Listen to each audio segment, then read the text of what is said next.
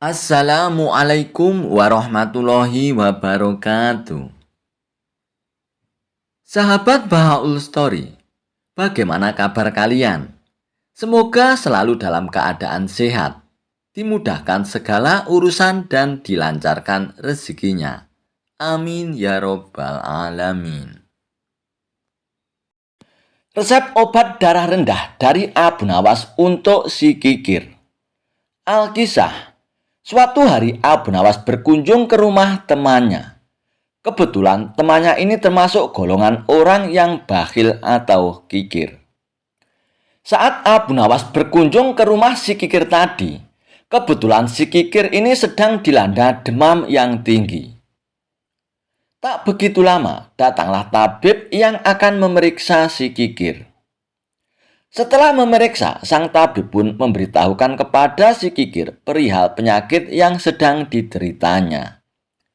Wahai tuan, demam Anda tinggi sekali, sementara itu tekanan darahmu rendah sekali tuan.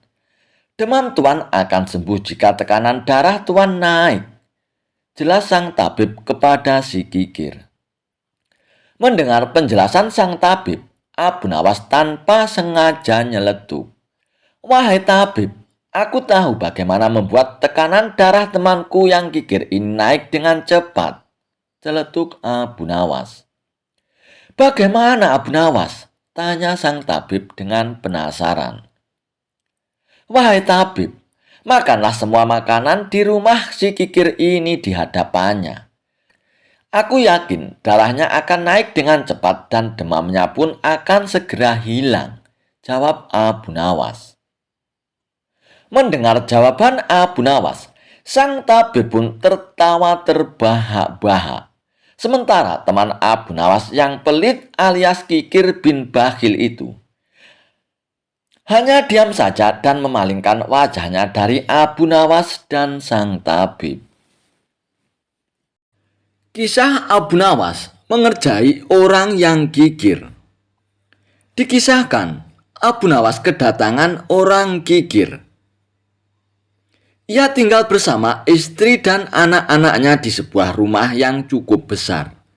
Namun karena kekikirannya, ia merasa rumahnya sangat sempit. Dalam curhatannya kepada Abu Nawas, orang kikir tersebut menceritakan hal yang mengganggu pikirannya.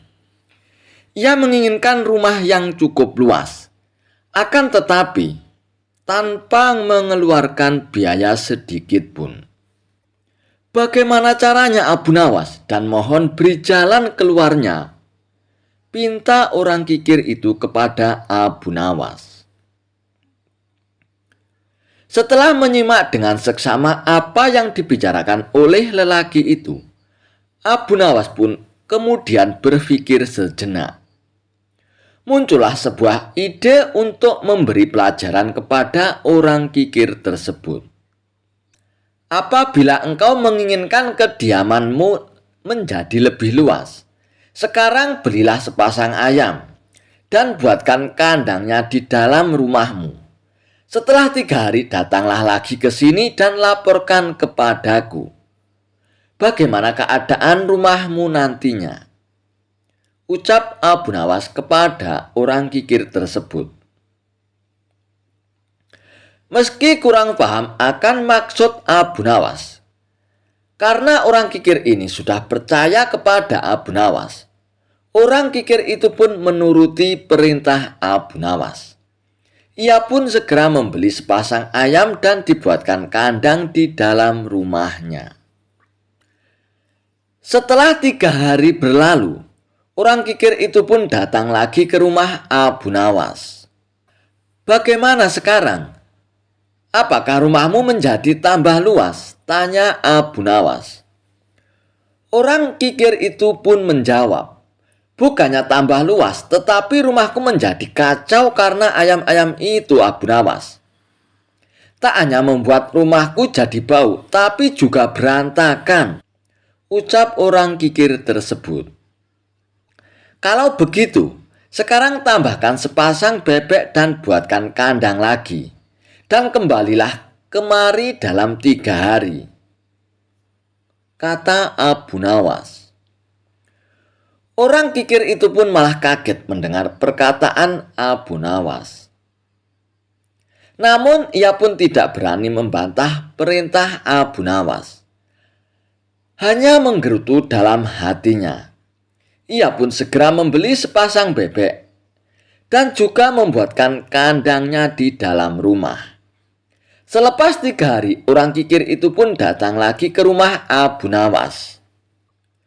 Lalu Abu Nawas pun kembali menanyakan kondisi rumahnya. "Wahai Abu Nawas, tolonglah jangan mengerjaiku lagi. Bukannya bertambah luas, rumahku malah semakin sempit, Abu Nawas. Sekarang juga menjadi mirip pasar unggas dengan bau dan kotorannya." "Wah, bagus sekali kalau begitu. Sekarang tambahkan seekor kambing dan buatkan kandang juga di dalam rumahmu. Setelah itu seperti biasa datanglah ke sini 3 hari lagi," jawab Abu Nawas. Orang kikir tersebut menjadi semakin jengkel. "Apakah engkau sudah gila, wahai Abu Nawas? Sudah disuruh beli ayam dan bebek, sekarang masih harus beli kambing. Apakah tidak ada cara lain?" "Sudah, lakukan saja apa perintahku. Engkau tidak boleh membantah," ucap Abu Nawas. Dengan muka kejut, orang kikir itu pun kembali ke pasar. Kali ini ia pun membeli kambing.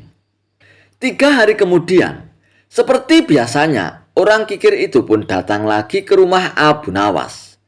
Dan Abu Nawas pun sudah menunggu di depan rumahnya. "Bagaimana sekarang? Apakah rumahmu sudah menjadi besar?" tanya Abu Nawas. Dengan muka cemberut, orang kikir itu pun nyeletuk. "Wahai Abu Nawas, saat ini rumahku rasanya benar-benar seperti neraka. Setiap hari istriku terus-terusan ngomel. Anak-anakku pada nangis, Abu Nawas. Ayam, bebek, dan kambing tak henti-hentinya bersuara hingga riuh dan ribut. Rumahku jadi bau dan panas serta sumpek. Tolong engkau jangan menyuruhku melakukan hal yang aneh-aneh lagi, wahai Abu Nawas," keluh orang kikir tersebut. Lalu Abu Nawas pun menyuruh orang kikir itu menjual kambingnya ke pasar. Orang kikir itu semakin tidak mengerti. Kemarin disuruh membeli kambing, tetapi kenapa sekarang malah disuruh menjualnya? Tak mau ambil pusing, orang kikir itu pun lantas menjual kambingnya dan esoknya kembali ke rumah Abu Nawas. Ia pun berkata kalau rumahnya sekarang sudah jauh lebih baik. Suasananya menjadi sedikit lebih tenang setelah kambingnya dijual. Lalu Abu Nawas pun kembali menyuruh menjual sepasang bebeknya ke pasar. "Hari ini aku agak lega, rumahku tidak terlalu sumpek dan bau. Anak-anakku juga sudah tidak sering menangis lagi." Dan selanjutnya Abu Nawas pun menyuruh orang kikir itu untuk menjual sepasang ayamnya.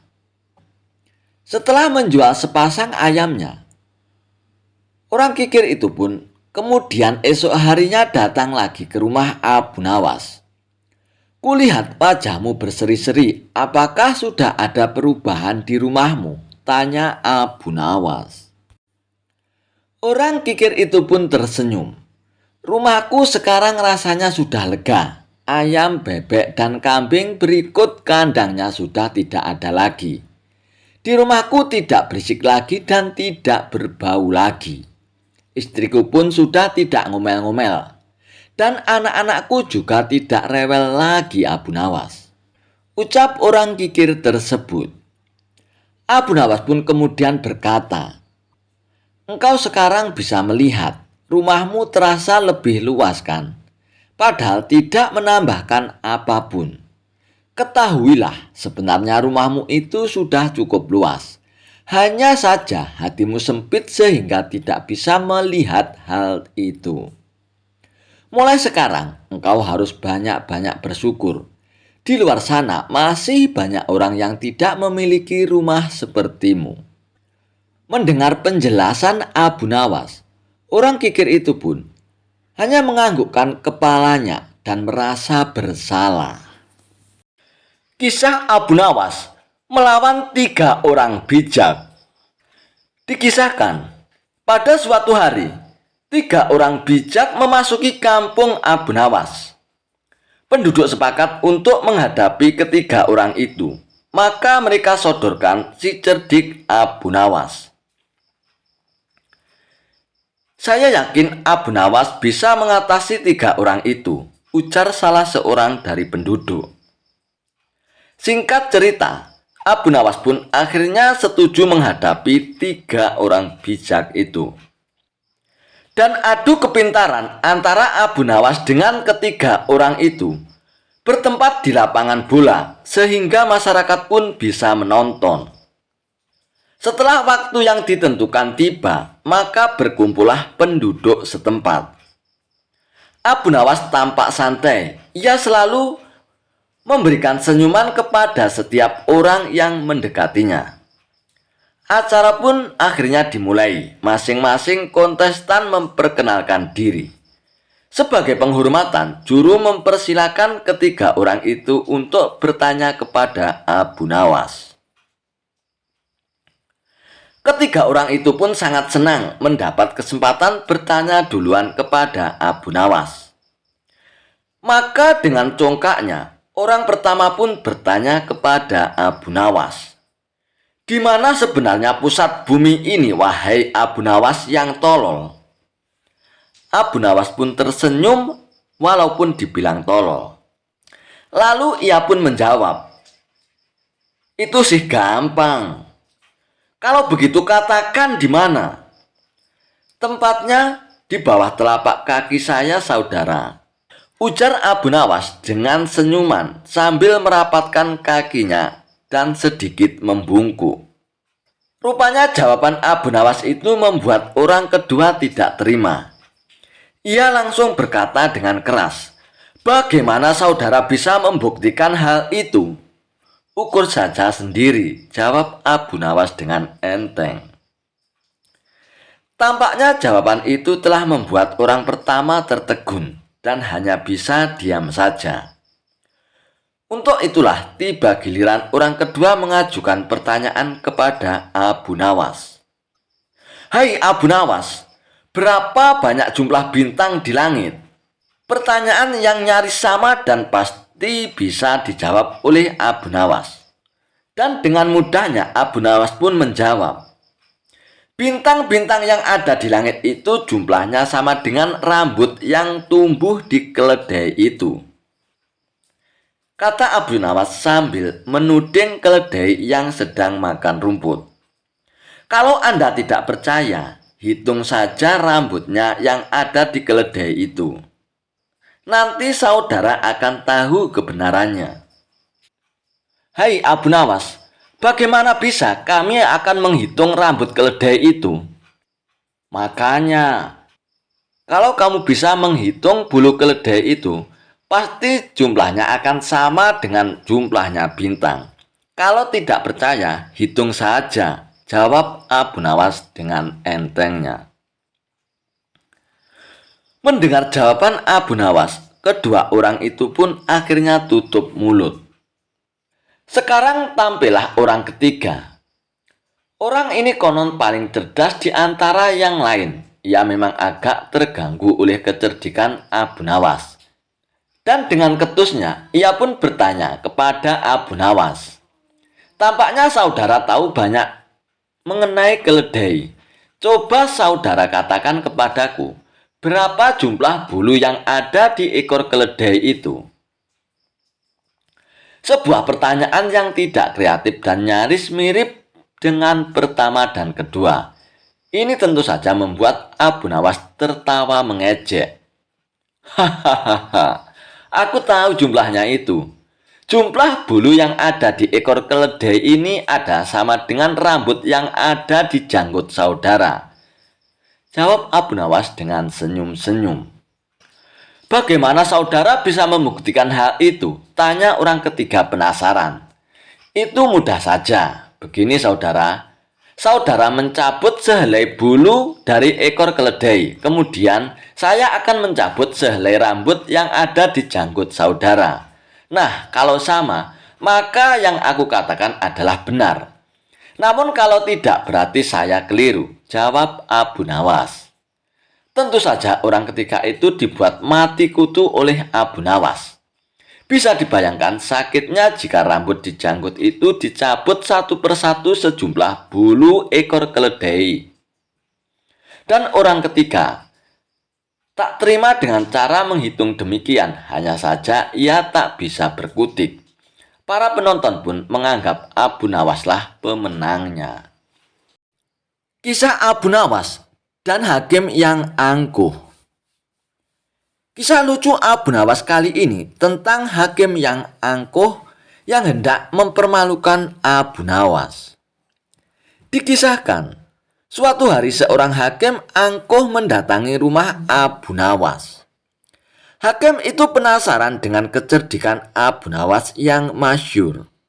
Hakim itu ingin menguji Abu Nawas serta mempermalukannya.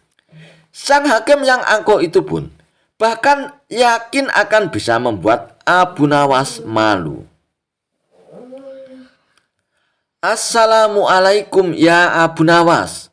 Sang hakim mengucapkan salam saat tiba di depan rumah Abu Nawas. Abu Nawas begitu tahu tamunya seorang hakim ke rumahnya, terlihat kaget. Dalam pikirannya tidak biasanya hakim yang memiliki kedudukan mulia menyambangi di rumahnya. Waalaikumsalam. Oh Tuan Hakim ya, silakan masuk Tuan. Aduh, ada apa gerangan Tuan berkenan datang ke rumah saya? Tanya Abu Nawas menyelidik. Setelah masuk ke rumah dan dipersilakan duduk oleh Abu Nawas, hakim itu pun menjelaskan maksud kedatangannya.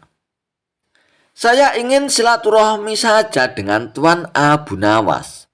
Sekaligus ingin bertukar pikiran dengan Tuan, ujar sang hakim. Alhamdulillah, sebuah kehormatan bagiku kedatangan seorang hakim. Tapi apa yang dapat saya tukar dari pikiran saya? Sementara Tuan lebih luas ilmu dan pengalamannya, balas Abu Nawas merendah. Diskusi antara keduanya pun berlangsung. Banyak masalah yang dibahas dari sisi pemikiran yang berbeda. Abu Nawas memang cerdik, hingga hakim ini pun rupanya banyak tersisih saat beradu argumen. Mulailah muncul keinginan hakim membungkam Abu Nawas. Dia yakin dengan kemampuan ilmu tentang hukum bisa menang. Tuan Abu Nawas, seandainya manusia mau mengikuti tatanan hukum dan norma, tentu akan aman tentram kehidupan ini. Ujar sang hakim mengeluarkan ilmu pengetahuan hukumnya. Tidak demikian juga Tuan, sanggah Abu Nawas. Hukum dan norma akan membuat semuanya tertib Abu Nawas, ujar sang hakim. Bukan manusia yang harus mengikuti hukum dan norma, tapi hukum dan normalah yang harus mengikuti nilai-nilai kemanusiaan. Maka keadilan akan terjadi dan kehidupan pasti aman dan tentram. Karena rasa keadilan terpenuhi Tuan, jawab Abu Nawas. Mendengar perkataan Abu Nawas, sang hakim ini pun terdiam dan merasa malu. Pernyataan Abu Nawas seperti tamparan keras ke arah wajahnya. Akan tetapi, karena tidak mau ketahuan dipermalukan, hakim ini pun kembali menyiapkan pertanyaan kepada Abu Nawas. Tuan Abu Nawas, seandainya Tuan diberi pilihan antara kekayaan dan kebijaksanaan, mana yang Tuan pilih? Tanya sang hakim. Dirinya pun yakin, kali ini Abu Nawas akan bisa dipermalukannya. Abu Nawas yang cerdik itu pun menatap wajah sang hakim. Dalam hatinya dia bergumam kalau hakim ini harus diberi pelajaran. Ya jelas saya milih kekayaan Tuan, jawab Abu Nawas. Hahaha, masa Tuan Abu Nawas pilih kekayaan? Kok seorang cendekiawan seperti Tuan lebih mengutamakan kekayaan daripada kebijaksanaan? Menurut saya ini lebih memalukan Tuan, ledek sang hakim dengan tawa kemenangan. Abu Nawas pun hanya diam. Dia biarkan hakim itu menuntaskan tawa senangnya. Setelah hakim itu berhenti tertawa, Abu Nawas pun berkata, "Memangnya salah ya Tuan kalau saya memilih kekayaan?" tanya Abu Nawas. "Ya jelas dong, seharusnya seorang cendekiawan yang dikenal cerdik seperti Tuan Abu Nawas menempatkan kekayaan setelah kebijaksanaan," ucap sang hakim. "Lalu, kalau Tuan sendiri diberi pilihan itu, akan memilih yang mana?" tanya balik Abu Nawas. "Tentu saya akan memilih kebijaksanaan Tuan, apalagi saya seorang hakim," jawab sang hakim. "Oh begitu ya Tuan Hakim. Dengarkan Tuan Hakim, seseorang itu akan memilih sesuatu yang belum dimilikinya Tuan," tegas Abu Nawas. Mendengar perkataan Abu Nawas, sang hakim pun langsung terdiam. Dirinya merasa kembali dipermalukan oleh Abu Nawas. Dia tidak menyangka pertanyaan jebakan untuk Abu Nawas malah menjebak dirinya sendiri. Hakim itu pun benar-benar menyadari kalau Abu Nawas yang cerdik bukan hanya omong kosong. Buktinya, Abu Nawas bisa dengan mudah memutar serangan kalimat dari dirinya yang tidak terduga sebelumnya. "Tuan Abu Nawas, kali ini saya yakin kalau Tuan memang seorang cendekiawan yang benar-benar cerdik. Saya mohon maaf Tuan Abu Nawas. Saya sudah berupaya mau mempermalukan Tuan." Dan akhirnya, hakim itu pun jujur kepada Abu Nawas tentang niatnya datang ke rumah Abu Nawas. Akan tetapi, reaksi Abu Nawas hanya tersenyum saja. Dia sudah bisa menghadapi banyak orang yang berupaya menjebak dan menguji kemampuan berpikirnya. Kisah Abu Nawas melunasi hutang raja. Ketika Abu Nawas mengembara ke sebuah kerajaan yang negerinya kaya raya, sumber daya alam di sana berlimpah. Alamnya begitu indah, tapi sayang, rakyatnya masih banyak yang hidup di bawah garis kemiskinan. Saat ini, Baginda Raja sedang pusing tujuh keliling, dikarenakan hutang kerajaan yang kian hari kian menggunung. Negeri tetangga selalu menawarkan uang kepada Baginda Raja untuk dipakai membangun negerinya. Awalnya, Baginda Raja sangat senang hatinya bisa membangun jalan sampai ke pelosok negeri. Namun tanpa disadarinya, pinjamannya sudah tak terkendali lagi. Sementara pembangunan jalan baru separuh saja. Mendengar Abu Nawas datang berkunjung, Baginda Raja pun segera memanggilnya untuk minta nasihatnya. "Wahai Abu Nawas, sangat senang hatiku engkau mau datang ke kerajaanku ini," ujar Baginda Raja. "Terima kasih Paduka yang mulia. Hamba juga sangat senang. Betapa tidak, hamba yang hanya seorang pengembara bisa hadir diajak untuk makan siang di istana Baginda," ujar Abu Nawas. "Makanlah sepuasmu Abu Nawas, jangan malu-malu. Kalau boleh tahu, ada apa gerangan Baginda Raja memanggil hamba ke istana?" tanya Abu Nawas. "Habiskan dulu makananmu Abu Nawas, baru nanti saya bercerita." Lalu Abu Nawas pun segera menyelesaikan makannya, agar Baginda Raja menceritakan maksud undangan tersebut.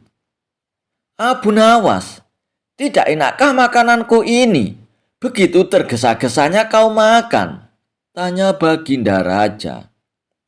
Oh tidak Baginda, makanan ini sangat enak. Aku sebagai seorang pengembara tidak boleh makan banyak-banyak sebab perjalananku masih jauh, jawab Abu Nawas. Baiklah Abu Nawas, kalau begitu mari kita jalan-jalan ke halaman belakang sambil kuceritakan maksud dirimu kupanggil ke istana.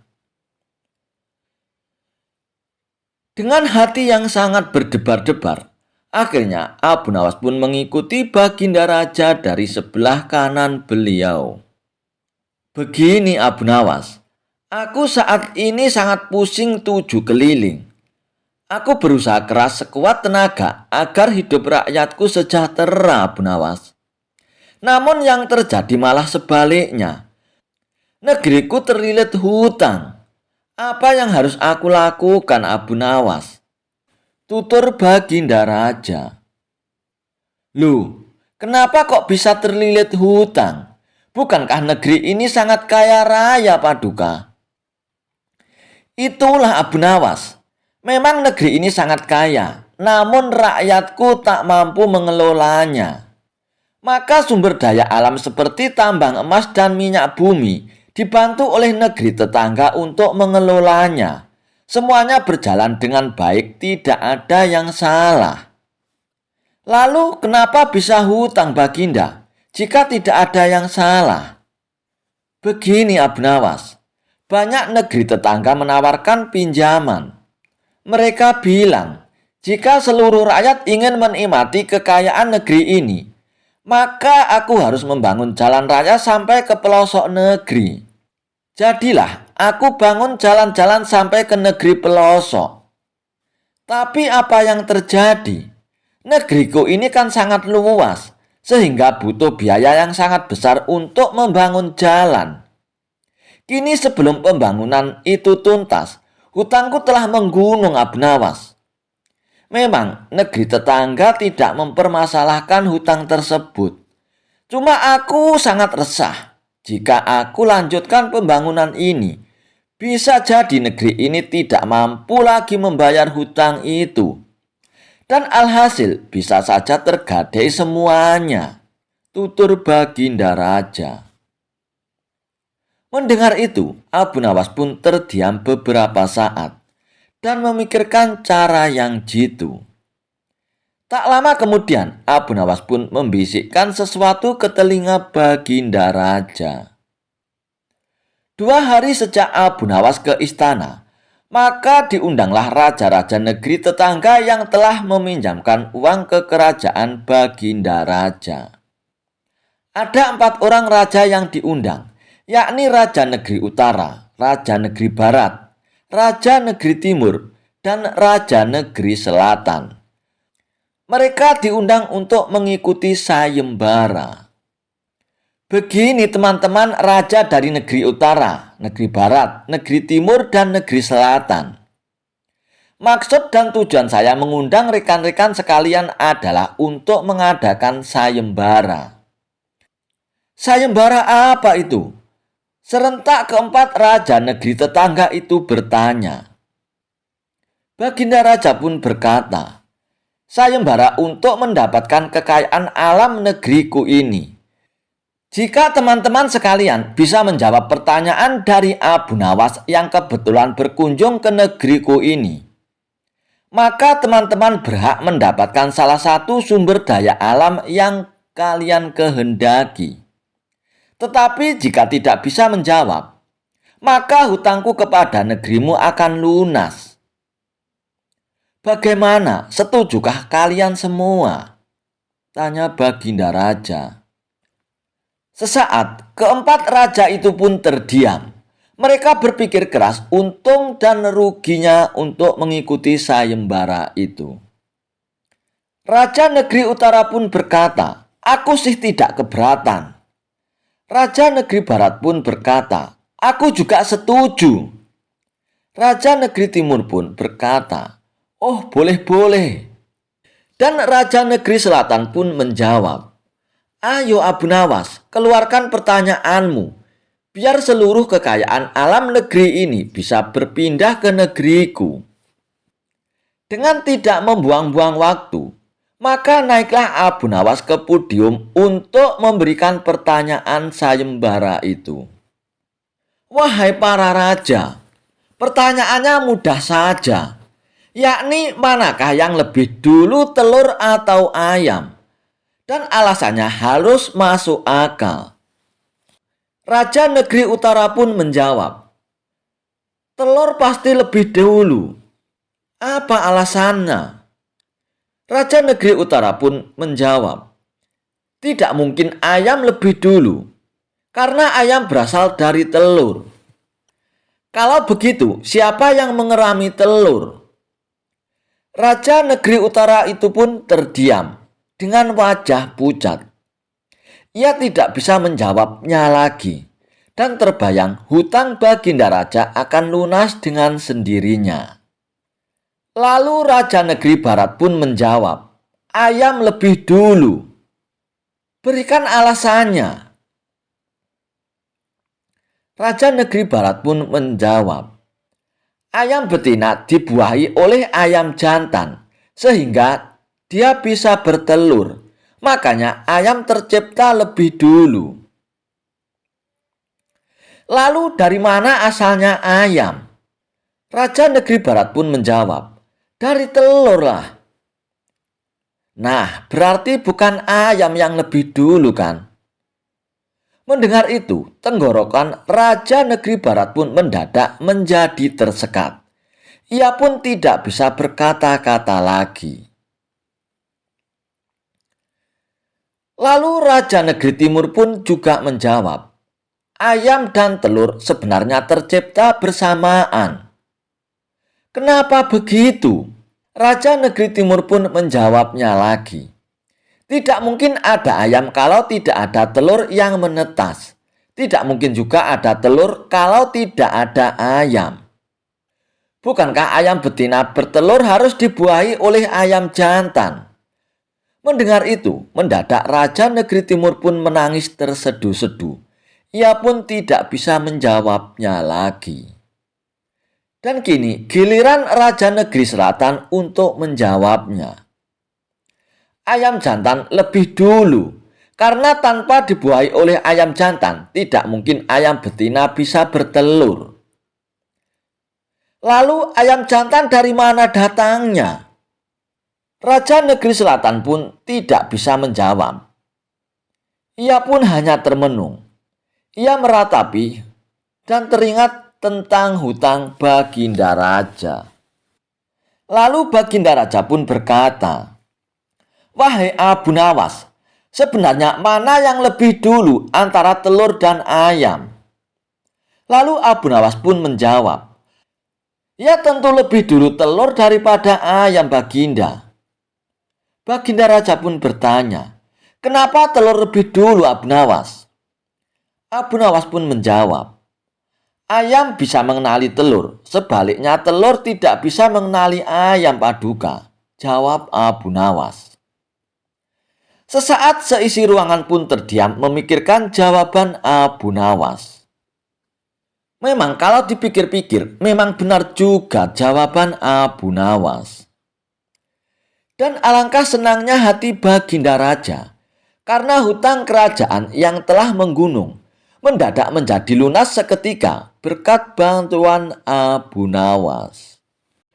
Kisah Abu Nawas, panah pembawa rezeki. Abu Nawas memang cerdik. Meskipun tak mempunyai kemampuan untuk melaksanakan titah Baginda Raja, namun dia selalu berhasil melaksanakan tugas-tugasnya. Dan hadiah selalu menantinya. Sungguh rezeki yang tak disangka-sangka.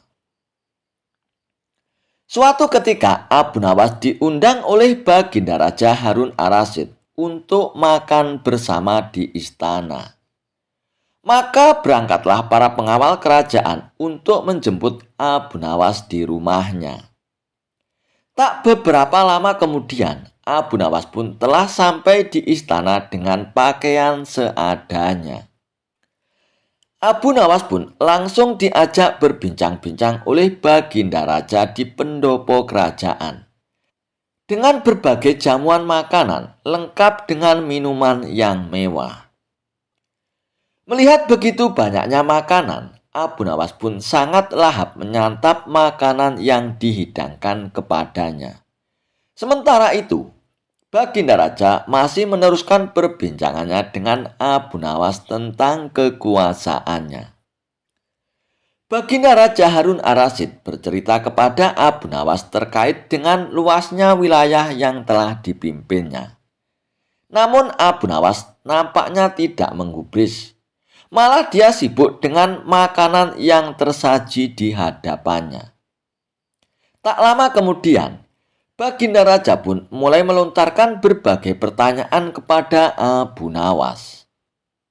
Hai Abu Nawas, kalau setiap benda ada harganya, berapakah harga diriku ini Abu Nawas?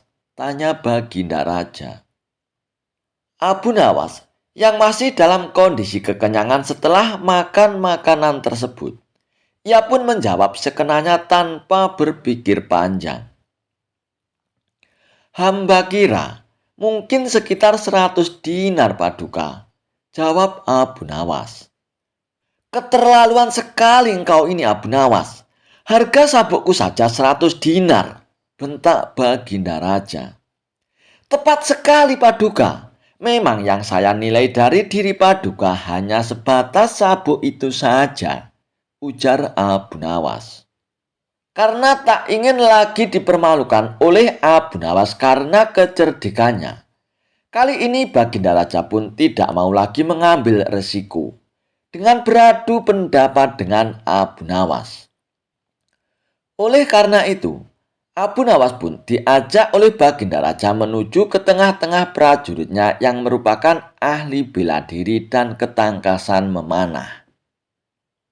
Ayo Abu Nawas, di hadapan para prajuritku ini, tunjukkanlah kemampuan memanahmu. Panahlah sekali ini saja. Kalau panahmu dapat mengenai sasaran, maka hadiah akan menantimu. Namun jika gagal, engkau akan aku penjarakan. Titah Baginda Raja. Abu Nawas pun bergegas mengambil busur dan anak panah. Dengan memantapkan hati, Abu Nawas pun membidik sasaran dan mulai memanah. Namun panahnya meleset dari sasaran. Dari pengamatan saya, ini adalah gaya memanah para makelar tanah Paduka, ujar Abu Nawas untuk menutupi kelemahannya. Sesaat kemudian, Abu Nawas pun mencabut anak panah lagi. Dan ia pun membidik sasaran. Lagi-lagi anak panah yang dibidikkan itu melesat terlalu jauh dari sasaran. Kalau ini Paduka, ini adalah gaya juragan buah kalau sedang memanah Paduka, ujar Abu Nawas lagi untuk menutupi kelemahannya yang kedua. Dan untuk ketiga kalinya, Abu Nawas pun kembali mencabut anak panah dan mulai membidiknya. Namun kali ini kebetulan anak panah yang dibidikkan tersebut tepat mengenai sasaran. Nah, inilah Paduka. Ini baru gaya Abu Nawas kalau sedang memanah. Saya pun menunggu hadiah yang Paduka janjikan, ujar Abu Nawas dengan gembira. Dengan tak bisa menyembunyikan tawanya, Paduka Raja pun lantas memberikan hadiah kepada Abu Nawas. Dengan kecerdikannya bermain kata-kata dan yang masuk logika, akhirnya Abu Nawas pun mendapat hadiah dari Baginda Raja. Dan dia pun langsung mohon diri untuk pulang, karena tak sabar untuk memberikan hadiah itu kepada istrinya. Kisah Abu Nawas mengerjai seorang tabib palsu. Suatu ketika di kota tempat tinggal Abu Nawas, dihebohkan adanya tabib baru yang mengaku sakti. Dia pun sesumbar bisa mengobati penyakit apa saja. Walhasil, rumahnya didatangi ratusan pasien. Padahal, tabib tersebut hanyalah seorang penipu. Ia menggunakan keahlian sulapnya untuk menipu warga. Hal inilah yang membuat warga makin percaya pada kesaktian palsu sang tabib tersebut. Ada juga pasien yang tidak kunjung sembuh. Namun karena rayuan manis sang tabib palsu tersebut, ia selalu menuruti perkataannya agar kembali berobat. Sampai pada suatu ketika, Abu Nawas pun jatuh sakit yang tidak kunjung sembuh. Dan atas saran sang istri, Abu Nawas pun disuruh berobat ke tabib tersebut. Kala itu Abu Nawas belum tahu kalau tabib tersebut adalah seorang penipu. Ia pun menuruti saja saran sang istri. Namun sudah 3 kali berobat, sakit Abu Nawas pun tidak kunjung sembuh. Padahal sekali berobat bayarannya adalah 100 dinar. Dan Abu Nawas sudah menghabiskan uang 300 dinar tanpa ada sedikit pun tanda-tanda kesembuhan pada dirinya. Akibatnya Abu Nawas pun mulai curiga, jangan-jangan tabib itu seorang penipu. Seiring berjalannya waktu, Abu Nawas pun sudah sehat seperti sedia kala. Lalu terbesit dalam benak Abu Nawas untuk mengerjai tabib palsu tersebut. Aku harus mendapatkan 300 dinarku dulu. Tapi bagaimana caranya ya? Tanya Abu Nawas dalam hatinya. Setelah lama berpikir, akhirnya Abu Nawas pun menemukan ide cemerlang. Keesokan harinya, Abu Nawas pun membuka praktek pengobatan.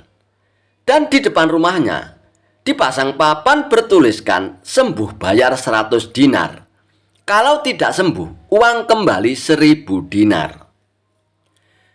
Para pasien rencananya berobat ke tabib palsu mendadak memilih datang ke rumah Abu Nawas. Dan akhirnya rumah Abu Nawas pun penuh sesak oleh para pasien. Entah karena kebetulan atau bagaimana, hampir semua pasien yang diobati oleh Abu Nawas berhasil disembuhkan. Sementara rumah sang tabib palsu tersebut terlihat sangat sepi. Tidak ada seorang pasien pun yang datang ke sana. Hari ini kenapa sepi sekali ya? Tanya sang tabib dalam hatinya. Tidak selang beberapa lama, datanglah asisten tabib palsu tersebut dan mengabarkan berita tentang klinik Abu Nawas. Tuan, Abu Nawas sekarang buka praktek pengobatan, Tuan, kata asisten melaporkannya. Apa? Abu Nawas buka praktek pengobatan? Tanya sang tabib kepada asistennya. Benar, Tuan. Rumah Abu Nawas ramai sekali pasien datang. Itulah kenapa hari ini rumah Tuan sepi pasien. Oh begitu ya. Pantas aku hari ini sepi pasien. Tapi apa memang benar begitu? Tanya sang tabib dengan penasaran. Saya lihat sendiri, Tuan. Tapi anehnya, pasien yang berobat ke Abu Nawas hampir semua sembuh dari penyakitnya, Tuan, jawab sang asisten. Mendengar penuturan asistennya, muncul sifat asli tabib palsu tersebut. Ia pun berencana menipu Abu Nawas. Beberapa hari ke depan untuk sementara kita tutup dulu, asisten. Biarlah Abu Nawas yang membuka praktek pengobatannya, ucap sang tabib kepada asistennya. Memangnya kenapa, Tuan? Tanya asisten dengan penasaran. Aku punya rencana untuk menipu Abu Nawas. Aku pasti akan mendapatkan 1000 dinar dari Abu Nawas nantinya, jawab tabib palsu tersebut. Tapi bagaimana caranya, Tuan? Tanya sang asisten bertambah penasaran. Begini asisten, aku akan berobat ke tempat Abu Nawas. Aku akan berpura-pura sakit pada indera perasa lidahku. Kalau ditanya sembuh atau tidak, tentu saja aku akan mengatakan tidak. Karena yang tahu sembuh atau tidak kan hanya aku. Ucap tabib palsu tersebut. Dengan begitu, aku akan bisa dapat dengan mudah mendapatkan 1.000 dinar dari Abu Nawas, kata sang tabib menjelaskan. Singkat cerita, datanglah tabib palsu itu ke rumah Abu Nawas. Hai Abu Nawas, aku ingin berobat kepadamu Abu Nawas, kata sang tabib. Bukankah engkau seorang tabib? Kenapa malah berobat kemari? Tanya Abu Nawas. Ya, memang benar. Tapi di tempatku tidak ada obatnya Abu Nawas. Makanya aku datang ke sini, jawab sang tabib. Memangnya kamu sakit apa tabib? Tanya Abu Nawas lagi. Begini Abu Nawas, entah kenapa lidahku mati rasa. Aku tidak bisa merasakan apa-apa Abu Nawas, kata sang tabib berpura-pura mengeluh. Akan tetapi, Abu Nawas menangkap firasat kurang baik. Ia yakin kalau tabib palsu itu hendak menipunya.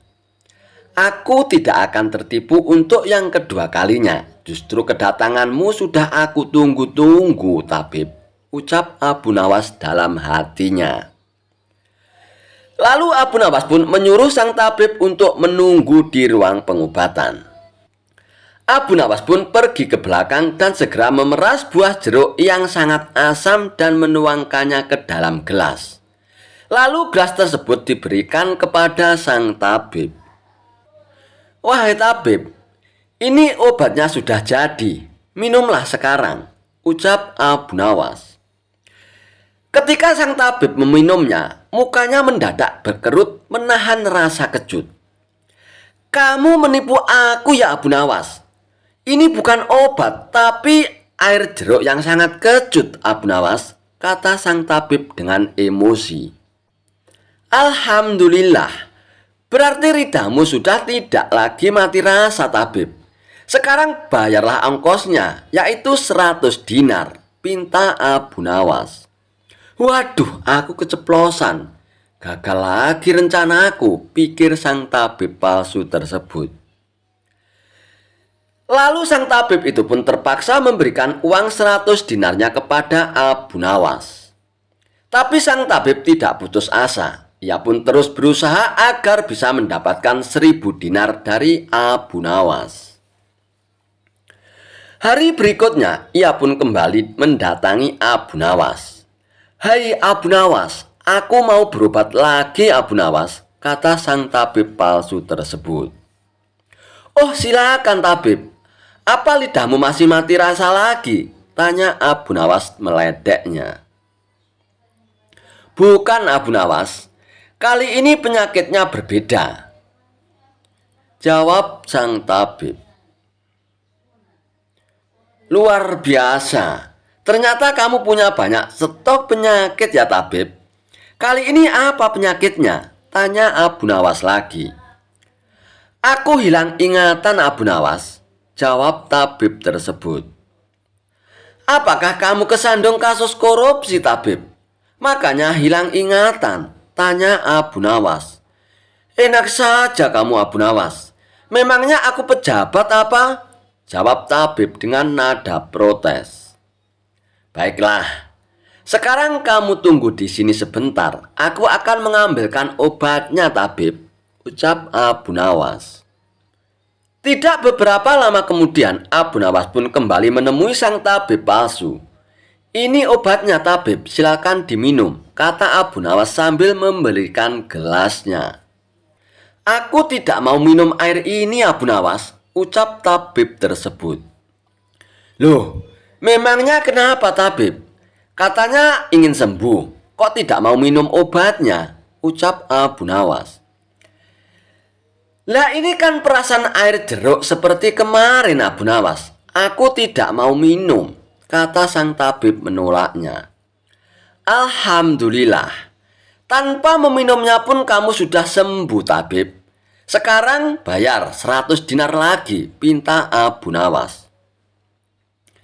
Sudah sembuh? Sembuh dari mana, Abu Nawas? Apanya yang sembuh? Kamu jangan mengada-ada, Abu Nawas, protes sang tabib tersebut. Nah, buktinya kamu masih ingat dengan obat yang kemarin aku berikan. Berarti sakit hilang ingatanmu sudah sembuh, tabib, jelas Abu Nawas. Untuk kedua kalinya, rencana sang tabib palsu mengalami kegagalan juga. Mau tidak mau, ia pun harus memberikan uang 100 dinar lagi kepada Abu Nawas. Kurang ajar Abu Nawas, ternyata tidak sebodoh yang kukira, pikir tabib palsu tersebut. Tidak terima dengan dua kegagalan yang dialaminya, tabib palsu itu pun berpikir keras untuk bisa mengalahkan Abu Nawas. Setelah merenung agak lama, akhirnya ia pun mendapatkan ide.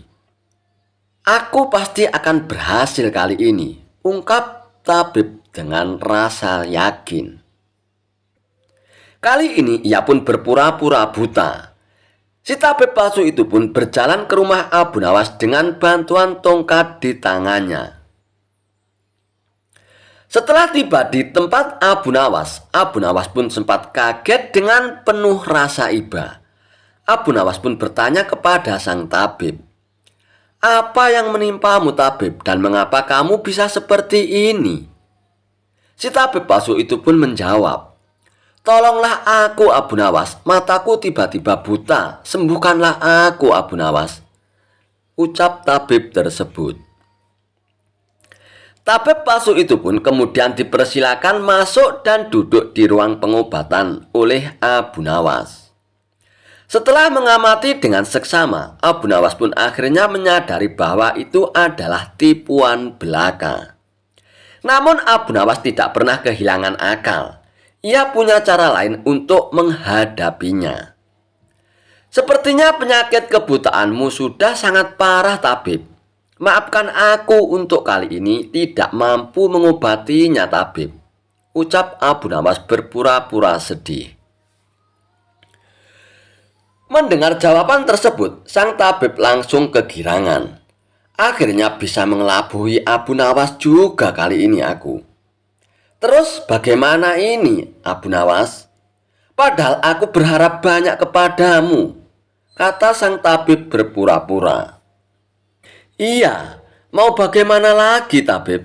Aku tidak mungkin bisa menyembuhkanmu," jawab Abu Nawas. "Oh, kalau begitu aku akan dapat 1000 dinar darimu dong, Abu Nawas," tanya tabib palsu dengan penuh harap. "Tentu saja kawan, aku tidak mungkin berdusta," balas Abu Nawas. Kemudian Abu Nawas pun masuk ke dalam rumah untuk mengambil uang. "Ini uangnya 1000 dinar untukmu, tabib," ucap Abu Nawas sambil memberikan uangnya. Tabib palsu itu pun dengan penuh kegirangan menerima uang tersebut.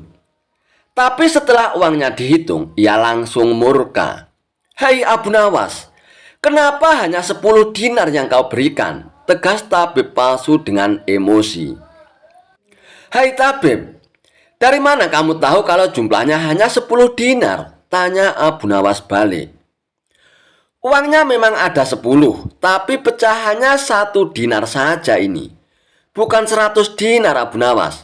Memangnya aku buta apa?" balas tabib tambah emosi. "Alhamdulillah, sekarang kamu sudah sembuh, tabib," kata Abu Nawas sambil mengambil kembali uangnya. "Maksudmu ini apa, Abu Nawas? Kenapa uangnya diambil lagi?" tanya tabib dengan kebingungan. "Loh, kamu kan sudah sembuh. Sekarang sini bayar 100 dinar, pinta Abu Nawas." "Sembuh apanya? Kamu jangan mengada-ada lagi, Abu Nawas," protes tabib tersebut. "Bukankah kamu kesini katanya mengalami kebutaan? Tapi kamu bisa membedakan mana pecahan 1 dinar dan pecahan 100 dinar. Berarti matamu tidak buta lagi dan kamu sekarang bisa melihat, tabib, jelas Abu Nawas. Tabib palsu itu pun tidak bisa berkata apa-apa lagi. Ia pun terpaksa memberikan uang 100 dinar lagi kepada Abu Nawas. Dan ia pun akhirnya pergi dengan perasaan kecewa. Aku kapok berurusan dengan Abu Nawas, ucap si tabib palsu tersebut sambil ngeloyor pergi. Kisah Abu Nawas menjahit batu lumpang Baginda Raja. Abu Nawas memang sering ditantang oleh Baginda Raja untuk melakukan hal-hal yang sangat sulit. Namun karena kecerdikannya, Abu Nawas selalu berhasil menjawab tantangan Baginda Raja. Hingga pada suatu hari, nampaknya Baginda Raja masih saja mencari cara agar dapat mengalahkan Abu Nawas. Kali ini Baginda Raja benar-benar ingin menghukum Abu Nawas. Karena memang akhir-akhir ini Abu Nawas sering membuat malu Baginda Raja, bahkan di hadapan rakyatnya sendiri. Siasat apa yang harus aku lakukan agar Abu Nawas bisa kena jebak? Pikir Baginda Raja dalam hatinya. Untuk beberapa lama Baginda Raja pun masih belum menemukan cara. Hingga akhirnya ia pun terpaksa meminta bantuan dari para menteri-menterinya. Akan tetapi, dari sekian banyak usulan para menterinya itu, tidak ada satupun yang menurut Baginda Raja berbobot. Tipuan yang kalian usulkan sangat mudah dipecahkan. Jangankan Abu Nawas, saya sendiri saja bisa untuk menebaknya, ujar Baginda Raja merasa tidak puas. Ampun Paduka yang mulia, bukankah Paduka mempunyai batu lumpang yang retak? Suruh saja Abu Nawas untuk menjahitnya, Paduka, kata salah satu menterinya. Mendengar usulan salah satu menterinya itu, Baginda Raja pun langsung kegirangan. Usulmu bagus juga, Menteri. Saya setuju dengan ide kamu. Cepat panggil Abu Nawas kemari sekarang juga, perintah Baginda Raja. Singkat cerita, datanglah Abu Nawas menghadap Baginda Raja memenuhi panggilannya untuk datang ke istana. Ampun beribu ampun Paduka yang mulia, ada gerangan apa Paduka memanggil hamba? Tanya Abu Nawas. Saya ada tugas baru untukmu Abu Nawas, jawab Baginda Raja. Kalau boleh tahu, tugas apakah itu wahai Paduka yang mulia? Tanya Abu Nawas kembali. Begini Abu Nawas, saya punya lumpang yang terbuat dari batu. Tapi sayangnya lumpang itu sudah retak dan hampir terbelah menjadi dua. Saya ingin kamu menjahit batu lumpang itu agar menyatu kembali Abu Nawas, tutur Baginda Raja. Mendengar perintah Baginda Raja, sontak saja tubuh Abu Nawas pun mendadak berkeringat. Wajahnya pun langsung berubah menjadi pucat. Jebakan apa lagi yang diberikan oleh Paduka ini? Mana ada batu bisa dijahit? Gerutu Abu Nawas dalam hatinya. Hai Abu Nawas, kenapa kamu malah bengong? Saya kasih waktu kamu sehari. Kalau kamu tidak bisa, maka kamu akan mendapatkan hukuman Abu Nawas, gertak Baginda Raja. Dan sekarang kamu pulang dan bawa batu lumpang yang retak ini Abu Nawas, kata Baginda Raja. Lalu Abu Nawas pun pamit untuk kembali ke rumah sambil membawa batu lumpang yang retak itu. Setibanya di rumah, Abu Nawas pun langsung pergi mengumpulkan batu-batu kecil yang serupa dengan batu lumpang tersebut. Keesokan harinya, Abu Nawas pun pergi menuju istana dengan membawa batu-batu kecil dan lumpang batu milik Baginda Raja yang telah retak itu. Setelah sampai di istana, Baginda Raja pun bertanya kepada Abu Nawas. Wahai Abu Nawas, "Apakah lumpang batunya sudah kamu jahit, Abu Nawas?" tanya Baginda Raja. "Mohon ampun Paduka yang mulia. Saya sudah mengumpulkan batu-batu kecil yang sama persis jenisnya dengan batu lumpang milik Paduka yang mulia. Dan saya minta tolong kepada Paduka yang mulia untuk memilih serat dari batu kecil yang saya kumpulkan ini. Setelah ini, saya akan menjahit batu lumpang milik Paduka yang mulia," jawab Abu Nawas. "Apa-apaan engkau ini, Abu Nawas? Siapa juga yang dapat membuat batu sekecil itu menjadi benang?" bentak Baginda Raja. "Ampun Paduka yang mulia, tapi lumpang batu milik Paduka tidak bisa dijahit pakai benang biasa, Paduka. Lumpang batu itu harus dijahit dengan benang yang terbuat dari batu, Paduka," ujar Abu Nawas. Mendengar penjelasan Abu Nawas, Baginda Raja pun tak bisa berbuat apa-apa. "Kamu memang cerdik, Abu Nawas." Dan dengan terpaksa, Baginda Raja pun kembali membebaskan Abu Nawas. Abu Nawas pun lolos dari hukuman meskipun dia tidak menyelesaikan tugas yang mustahil yang diberikan oleh Baginda Raja. Kisah Abu Nawas mengerjai orang ateis yang akan tenggelam. Dikisahkan, ada seorang ateis berteriak-teriak di tengah-tengah alun-alun kota Baghdad. Ia berkata bahwa tidak percaya dengan adanya Tuhan. Dan untuk membuktikan ucapannya, ia akan terjun ke sungai Tigris.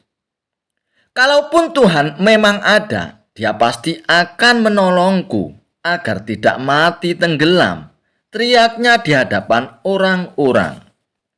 Maka pergilah ia menuju sungai Tigris dan terjun ke dalamnya. Tentu saja, perilaku orang ateis tersebut mendapat berbagai macam tanggapan. Ada yang mencemooh, banyak pula yang menghujatnya. "Biarkan saja dia tewas tenggelam, biar dia tahu rasa," kata beberapa warga.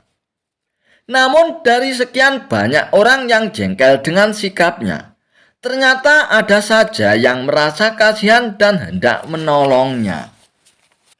Akan tetapi, si ateis menolaknya. "Aku tidak mau ditolong siapapun kecuali oleh Tuhan yang kalian anggap ada itu." Orang yang hendak menolongnya pun akhirnya tak jadi melakukannya. "Dasar orang gila," umpat para warga yang menyaksikannya. Setelah berjam-jam terombang-ambing di air sungai, si ateis pun mulai kelelahan. Tapi ia tetap pada pendiriannya. Sementara Abu Nawas yang baru saja pulang dari pasar melihat orang-orang yang sedang berkerumun di tepi sungai. Lalu Abu Nawas pun bertanya, "Ada apa ini? Kenapa orang ramai sekali?" tanya Abu Nawas kepada salah satu warga yang ada di situ. Setelah mendengar penjelasan dari salah satu warga itu, Abu Nawas pun berkata, "Hai orang ateis, cepat pegang tanganku." Sambil ia mengulurkan tangannya kepada orang ateis tersebut. "Aku tidak mau. Aku ingin Tuhan yang akan menolongku," ucap orang ateis itu tetap pada pendiriannya. "Kalau begitu, tunggu saja Tuhan yang akan menolongmu." Dan katanya, ia sudah tak sabar lagi ingin menyiksamu, balas Abu Nawas. Mendengar hal itu, si ateis pun menjadi gemetaran. Ia pun berusaha menyelamatkan dirinya supaya tidak tenggelam ke dasar sungai. Akan tetapi, karena sudah kelelahan, usahanya pun sia-sia saja. Tubuhnya pun mulai hanyut dan tenggelam. "Tolong, tolong aku Tuan. Tolong, selamatkan aku Tuan," pinta si ateis kepada Abu Nawas. Maaf ya, aku bukan Tuhan," jawab Abu Nawas. Setelah si ateis tak sadarkan diri dan tenggelam, Barulah Abu Nawas menariknya dan kemudian dibawanya ke tepian sungai. Ketika si ateis tersadar dari pingsannya, ia pun bertanya, "Di mana aku? Apakah aku di alam kematian?" Tanyanya dengan penuh ketakutan. "Hei orang ateis, lain kali kalau kamu berbuat demikian, aku akan membiarkanmu mati tenggelam," bentak Abu Nawas. Dan akhirnya, si ateis pun berterima kasih dan meminta maaf kepada Abu Nawas. Kisah Abu Nawas menjadi khotib pengganti dan membangunkan jamaah yang tertidur pulas. Seperti biasanya, Abu Nawas sudah berada di warung kopi begitu matahari menyapa kota Baghdad. Warung kopi memang biasa menjadi tempat yang mengasyikkan. Di situ orang-orang bergosip, mengerumpi sampai bicara soal politik. Hanya saja bila ada Abu Nawas, para pelanggan biasanya lebih senang jika si cerdik ini memberi nasihat. Mirip-mirip ustadz saja, semacam kulimas atau kuliah 15 menit, kuliah gratis di pagi hari. Hari itu Jumat pagi, Abu Nawas berbicara tentang daya hipnotis kata-kata. Seseorang tiba-tiba memotong kata-kata Abu Nawas dengan suara keras. "Anda omong kosong. Jika saya mengatakan Allah, Allah, Allah, apa itu akan membuat saya ilahi? Dan jika saya mengatakan dosa, dosa, dosa, apakah itu membuat saya jahat?" "Hei, duduklah Tuan," kata Abu Nawas spontan. Kontan saja, orang itu segera naik pitam. Mukanya merah padam, ia terdiam sesaat lalu dengan suara serak, ia pun ungkapkan rasa tersinggung dan sakit hatinya. Abu Nawas pun juga kelihatan menyesal sekali, dan kemudian ia pun berkata, "Maafkan saya Tuan, saya memang khilaf. Saya sungguh-sungguh minta maaf atas kelancangan yang tidak termaafkan itu Tuan." Orang itu pun segera menjadi tenang. "Nah, kini kamu tahu jawabnya kan? Satu kata membuat kamu naik pitam, dan yang lainnya menenangkan kamu," kata Abu Nawas sembari tersenyum puas. Begitu tahu maksud Abu Nawas, orang-orang pun ikut tersenyum. Matahari pun terus merangkak dan siang pun mulai datang. Saat sholat Jumat, Abu Nawas datang agak telat. Anehnya, begitu ia sampai di masjid, pengurus masjid pun menghampirinya dan berkata, "Tuan Abu Nawas, khotib yang biasa bertugas sedang sakit Tuan. Tolong Tuan menggantikannya," pinta pengurus masjid itu. Abu Nawas pun langsung saja menganggukkan kepalanya. Suara azan pun berkumandang. Tiba giliran khutbah, Abu Nawas pun naik ke mimbar. Namun belum lama ia berkhutbah. Dilihatnya para jemaah terkantuk-kantuk dan bahkan sebagian tertidur dengan pulasnya.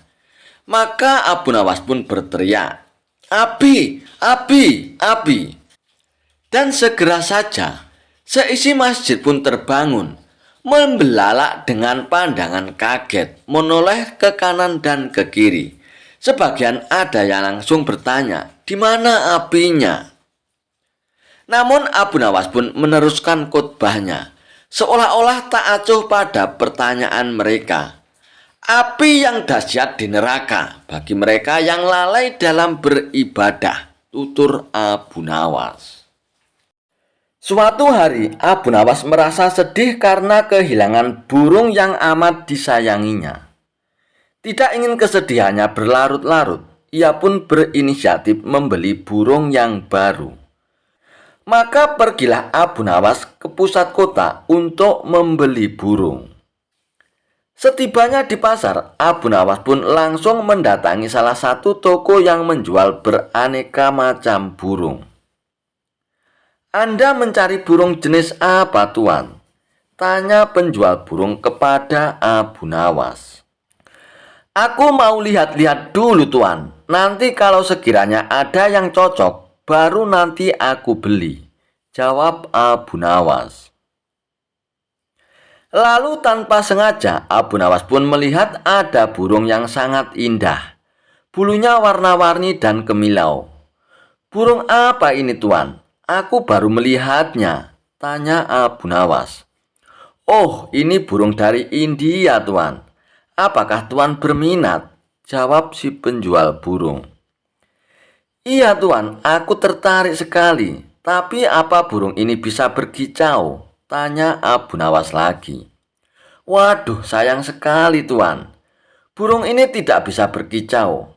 Tapi burung ini bisa berbicara seperti manusia, Tuan. Bahkan dia bisa diajak bicara.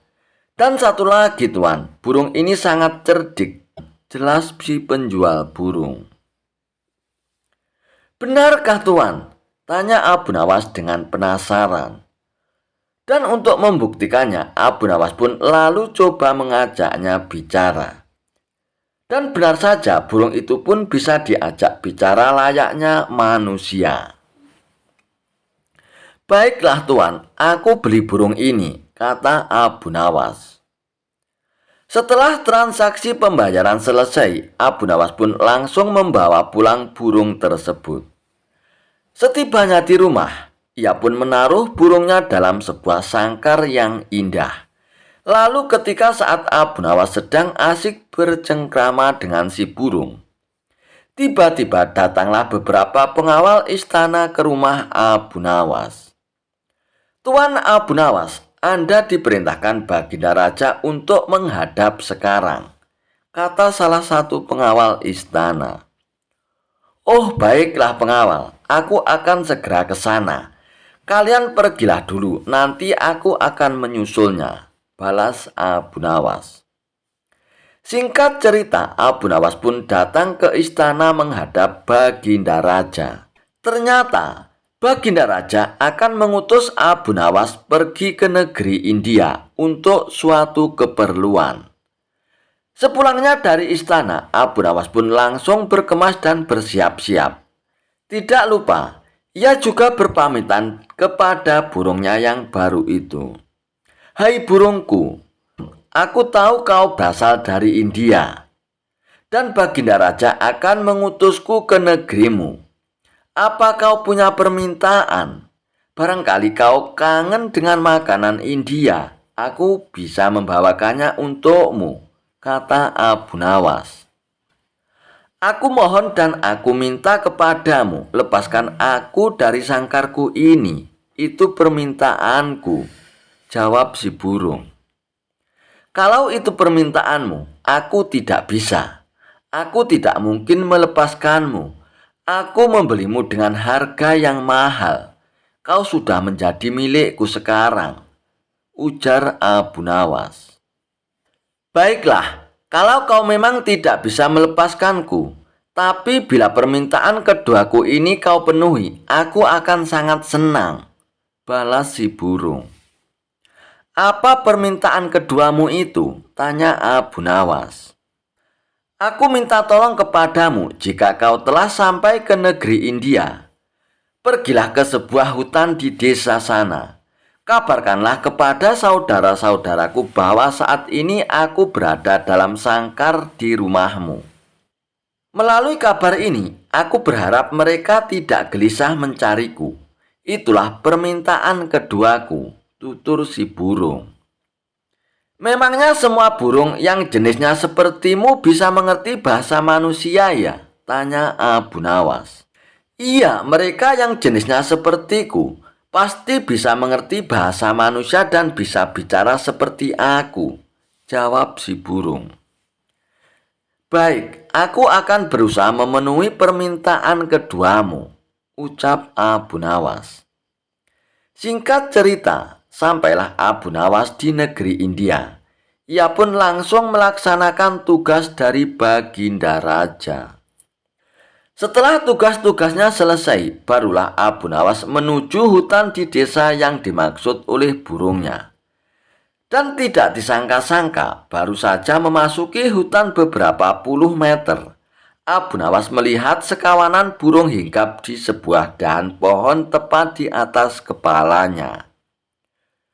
Burung-burung itu mirip dengan burung yang ada di rumah Abu Nawas.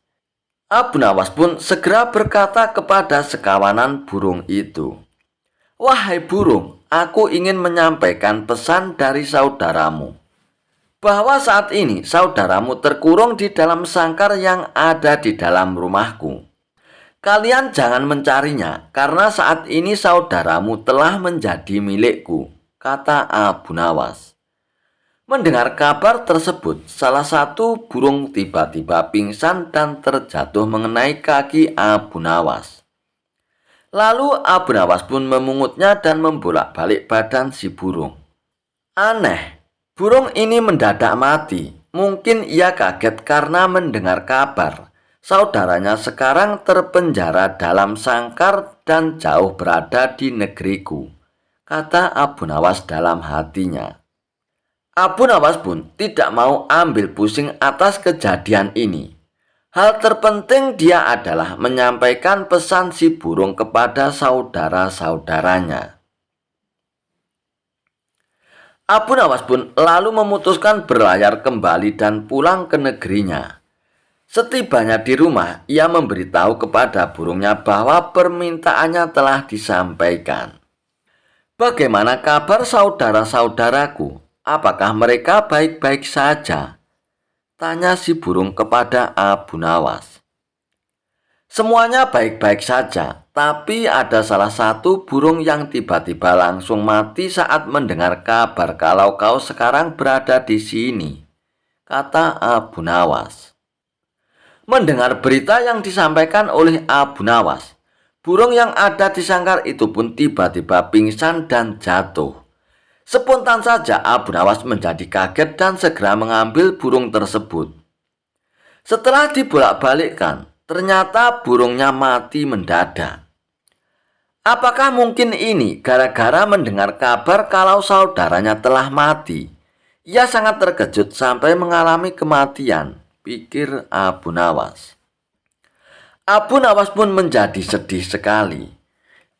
Lalu Abu Nawas pun mengambil burung itu, lalu menempatkannya di bibir jendela. Akan tetapi, tiba-tiba burung itu pun segera terbang dan hinggap di salah satu dahan pohon dekat jendela rumah Abu Nawas. Sebelum terbang tinggi, si burung pun berkata kepada Abu Nawas, "Wahai Tuan, ketahuilah apa yang kau anggap kesedihan bisa jadi merupakan kabar baik bagi yang lain. Mungkin Tuan bersedih karena aku lepas dari sangkarmu. Tapi aku akan bahagia karena bisa lepas dari sangkarmu, Tuan." Si burung itu pun lalu terbang tinggi meninggalkan Abu Nawas. Ternyata benar apa yang dikatakan si penjual burung di pasar. Si burung bukan hanya bisa berbicara, tapi juga cerdik. "Aku telah dikelabui oleh burung itu," ucap Abu Nawas dengan rasa kecewa. Kisah Abu Nawas buang air besar di tempat tidur. Pada suatu waktu, Baginda Raja Harun ar-Rasyid sangat gundah hatinya. Seperti biasanya, dirinya ingin sosok Abu Nawas hadir di istana untuk menghibur hati sang raja. Namun setelah beberapa kali dipanggil, Abu Nawas belum juga menampakkan batang hidungnya. Entah kenapa Abu Nawas enggan untuk menghadap Baginda Raja. Setelah lama berpikir, akhirnya Baginda Raja pun menemukan cara agar Abu Nawas bisa hadir di istana kerajaannya. Raja pun menyuruh 3 orang prajurit untuk pergi ke rumah Abu Nawas agar buang air besar di tempat tidurnya Abu Nawas. "Hai pengawal, pergilah ke rumah Abu Nawas dan beraklah di tempat tidur Abu Nawas kalian. Dan kalau kalian berhasil, maka masing-masing akan aku beri uang 1000 dirham," titah Baginda Raja. "Daulat Paduka Raja," jawab ketiga pengawal itu secara bersamaan. Sementara itu, duduk di sebelahnya ada Ki Patih yang mendengar obrolan rajanya dengan ketiga pengawal itu. Karena berhubung tugas yang diberikan kepada tiga anak buahnya yang agak aneh, Ki Patih pun memberanikan diri untuk bertanya kepada sang raja. "Maaf Paduka Raja, bukankah tugas yang diberikan itu tampak aneh dan sangat menghina?" tanya Patih kepada Baginda Raja. "Patih, memang benar, tapi itulah siasatku agar Abu Nawas segera hadir ke istana," jawab Baginda Raja. "Apakah gerangan rencana Baginda?"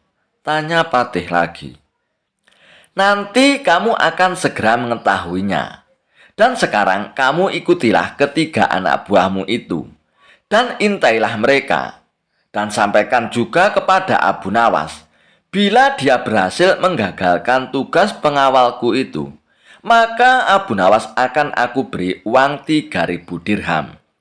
Dan sekaligus, ia boleh memukul utusanku itu," titah Baginda Raja. Dengan perasaan yang masih bingung, Patih pun segera melaksanakan perintah Baginda Raja. Ia pun segera berkemas dan menuju ke rumah Abu Nawas. Tidak beberapa lama kemudian, utusan Baginda Raja Harun ar-Rasyid sudah tiba di depan pintu rumah Abu Nawas. "Hai Abu Nawas, kami diutus oleh Baginda Raja untuk buang air besar di tempat tidurmu. Karena ini perintah Raja, kamu tidak boleh menolak," kata salah seorang utusan itu. "Saya sama sekali tidak keberatan. Silakan saja kalau kalian mampu melaksanakan perintah Baginda Raja," jawab Abu Nawas dengan santainya. "Betul?" tanya utusan raja. "Iya, silakan saja," sahut Abu Nawas. "Betul begitu Abu Nawas?" tanya utusan raja. "Iya, silakan saja," sahut Abu Nawas. Abu Nawas pun mengawasi orang-orang itu beranjak ke tempat tidurnya dengan geram. Berak di tempat tidurku betul-betul kelewatan," gumam Abu Nawas dalam hatinya. Abu Nawas pun akhirnya memutar otaknya. Bagaimana caranya agar para utusan itu mengurungkan niatnya? Setelah berpikir beberapa saat, Abu Nawas pun akhirnya menemukan cara untuk menggagalkan tugas para utusan tersebut. Pada saat para utusan itu hendak bersiap-siap buang air besar, mendadak Abu Nawas berkata dari balik jendela kamar, "Hai para utusan raja, ada yang lupa saya sampaikan kepada kalian," kata Abu Nawas. "Apa itu Abu Nawas?" tanya salah satu utusan raja. "Saya ingatkan, supaya kalian jangan melebihi perintah Baginda Raja. Jika kalian melanggar, saya akan pukul kalian dengan sebuah pentungan besar, dan setelah itu saya akan laporkan kalian kepada Baginda Raja bahwa kalian melanggar perintahnya," jawab Abu Nawas dengan serius. Dengan cekatan, Abu Nawas pun segera mengambil sebatang kayu besar yang ada di dapur rumahnya. Bahkan, kini Abu Nawas sudah mengambil pentungan kayu besar tersebut. "Hai, apa maksudmu tadi Abu Nawas?" tanya salah satu utusan. "Aku katakan, ingat, perintah raja hanya buang air besar saja kan? Dan tidak boleh lebih dari itu," jawab Abu Nawas. "Iya, memang benar," jawab utusan itu. "Aku ulangi lagi ya. Hanya buang air besar saja. Tidak boleh lebih. Ingat, tidak boleh kencing, tidak boleh buka celana, tidak boleh cebok, hanya buang air besar saja ya," tegas Abu Nawas dengan seriusnya. "Hai Abu Nawas, mana mungkin itu tidak mungkin kan? Kami juga harus buka celana dulu dan kencing nantinya, jawab salah satu utusan. Aku akan pukul kalian sekeras-kerasnya jika kalian melanggar perintah Baginda Raja, sahut Abu Nawas. Para utusan itu pun akhirnya saling pandang. Mereka kebingungan dengan ucapan Abu Nawas itu. Tiba-tiba ada suara seseorang yang memanggil Abu Nawas. "Hai Abu Nawas." Karena ada suara yang sudah tidak asing lagi didengar oleh Abu Nawas serta para utusan. Akhirnya mereka pun segera berkumpul untuk menemui asal suara itu. Oh, ternyata suara itu adalah suara Kipatih Ja'far yang merupakan orang kepercayaan Baginda Raja Harun ar-Rasyid. "Aku sudah mendengar perdebatan kalian. Baginda Raja memang memerintahkan para utusan itu untuk buang air besar di tempat tidurmu, Abu Nawas. Jika 3 orang ini sanggup, mereka masing-masing akan mendapatkan 1000 dirham. Namun, jika mereka gagal, maka mereka boleh engkau pukul sesuka hatimu, Abu Nawas," kata Kipatih Ja'far. "Oh, begitu ya Kipatih. Lalu hadiah dari Baginda untukku berapa, tuanku?" tanya Abu Nawas. "Sekarang juga engkau boleh menghadap Baginda Raja untuk menerima 3000 dirham, jawab Kipatih. Hahaha. Abu Nawas pun tertawa bahagia dan merasa kaget. Segera saja Abu Nawas pun mengambil pentungan. Lalu 3 orang utusan yang mau berak di tempat tidur Abu Nawas itu pun akhirnya dipentungi pantatnya. Buk, buk, buk. "Ampun Abu Nawas. Apa kalian mau buang air besar di tempat tidurku? Hah, tidak boleh ya." Dipukul lagi. Buk, buk, buk. "Tidak, ampun Abu Nawas." Dan akhirnya ketiga utusan Baginda Raja itu pun lari terbirit-birit. Kipatih dan Abu Nawas pun tertawa terpingkal-pingkal dibuatnya. Sesaat setelah itu Kipatih pun berkata kepada Abu Nawas, "Abu Nawas, Baginda sangat yakin engkau dapat mengatasi masalah ini. Baginda memang menginginkan kehadiranmu di istana untuk menghibur hatinya yang saat ini sedang gundah gulana." Abu Nawas pun menyetujui permintaan Patih Ja'far.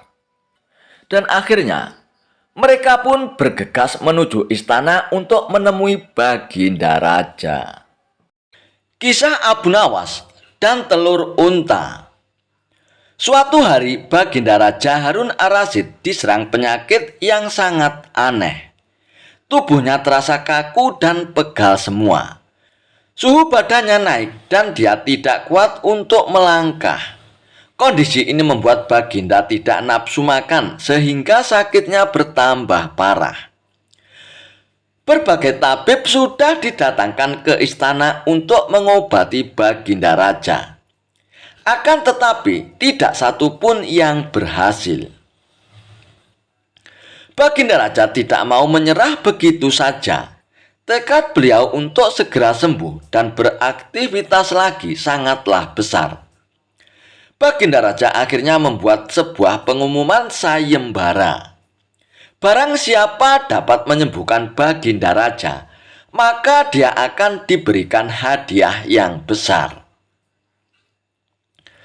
Berita sayembara itu pun sampai ke telinga Abu Nawas. Ia pun tertarik untuk mengikutinya. Ia mulai memutar otaknya memikirkan cara menyembuhkan Baginda Raja. Tidak beberapa lama kemudian, Abu Nawas pun menuju ke istana untuk mengajukan diri mengobati Baginda Raja. Baginda Raja pun sangat terkejut melihat pengajuan diri Abu Nawas. Mengingat ia bukanlah seorang tabib, rasanya Abu Nawas tidak mungkin dapat mengobati Baginda Raja. "Wahai Abu Nawas, setahuku kamu itu bukan seorang tabib, tapi mengapa engkau mengikuti sayembara ini?" tanya Baginda Raja dengan heran. Abu Nawas pun hanya tersenyum mendengar pertanyaan Baginda Raja. Dengan segala kecerdasan pikirannya, akhirnya Abu Nawas berhasil meyakinkan Baginda Raja untuk mempercayainya. Abu Nawas mulai dengan menanyakan kondisi Baginda Raja, mengobservasi dan menganalisa penyakit yang dialami Baginda Raja. Baginda Raja mengeluhkan kepada Abu Nawas jika ia tidak mengerti apa penyakit yang sedang dia alami, karena belum ada satu orang tabib pun yang berhasil mengobatinya. Ia mengeluhkan rasa sakit dan panas di sekujur tubuhnya. Abu Nawas pun tertawa ketika mendengar keluhan sakit Baginda Raja. Hahaha. Baginda Raja pun merasa tersinggung dengan respon Abu Nawas yang tertawa tersebut. "Hai Abu Nawas, kenapa engkau tertawa mendengar keluhanku?" tanya Baginda Raja dengan kesal. "Tidak, Paduka. Kalau penyakit seperti itu gampang sekali menemukan obatnya," jawab Abu Nawas. Raja pun terkejut mendengar jawaban Abu Nawas. Beliau kemudian bertanya, "Jadi apa obatnya dan di mana kita bisa menemukannya obatnya itu, Abu Nawas?" tanya Baginda Raja. "Oh, obatnya itu gampang, Paduka, yaitu telur unta. Paduka Raja bisa mendapatkannya di kota Baghdad. Tapi ada syaratnya," jelas Abu Nawas. "Apa syaratnya, Abu Nawas?" tanya Baginda Raja ingin segera tahu. "Syaratnya adalah Baginda Raja sendiri yang harus menemukan obat tersebut, dan bukan mengutus orang lain untuk mencarinya," jelas Abu Nawas. Tanpa pikir panjang, Baginda Raja pun menerima syarat dari Abu Nawas tersebut. Baginda Raja segera bergegas menuju Baghdad dan menyamar sebagai rakyat biasa, dan dikawal oleh beberapa pengawal kerajaan yang juga menyamar. Sesampainya di kota Baghdad, mereka pun mengitari seluruh sudut pasar mencari penjual telur unta. Namun mereka tidak pernah kunjung menemukan telur unta yang dicarinya. Baginda Raja dan para pengawal terus berusaha mencari, tetapi hanya mendapatkan kelelahan, keletihan, dan keringat saja. Baginda Raja pun mulai menggerutu dan memikirkan hukuman yang akan diberikan kepada Abu Nawas, karena memintanya untuk mencari obat yang tidak pernah ditemukannya. Baginda Raja dan pengawal pun bergegas kembali ke istana. Dan ketika hendak berangkat, ia melihat seorang kakek tua yang sedang berjalan. Baginda Raja pun segera menghampirinya. "Hai Kek, bolehkah saya bertanya sesuatu?" tanya Baginda Raja. "Ya, boleh," jawab si kakek. "Di mana saya menemukan telur unta, Kek?" tanya Baginda Raja. "Hah? Telur unta?" Si kakek kemudian terdiam sejenak lalu tertawa lebar. Hahaha. Si kakek itu pun akhirnya menjelaskan jika tidak ada telur unta di dunia ini. Ia mengatakan jika hewan yang memiliki daun telinga itu melahirkan, bukan bertelur. Baginda dan para pengawal tersentak kaget mendengar penjelasan si kakek tersebut. Dan dalam keadaan murka pada Abu Nawas karena telah mempermainkannya, akhirnya Baginda Raja pun segera kembali ke istana. Keesokan harinya, Abu Nawas pun segera dipanggil menghadap Baginda Raja. "Hai Abu Nawas, berani sekali kamu mempermainkan aku. Bukankah unta tidak bertelur?" ujar sang raja dengan marah. "Betul, Paduka," jawab Abu Nawas.